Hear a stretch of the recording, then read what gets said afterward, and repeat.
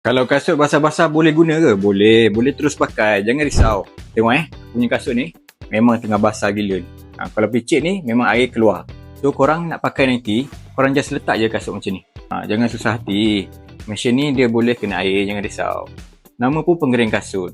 Korang just pusing lah dekat 30 minit, 60 minit, 90 minit ataupun 120 minit. Kalau kasut korang tu jenis yang tebal, korang letaklah lama sikit. Tak apa, tak ada masalah.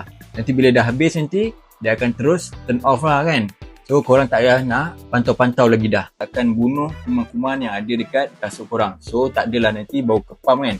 Panasan pun korang tak ada rasa macam panas tau. Korang pegang tak ada rasa macam melecur pun. Sangat-sangat selamat kalau korang ada anak kecil dekat rumah.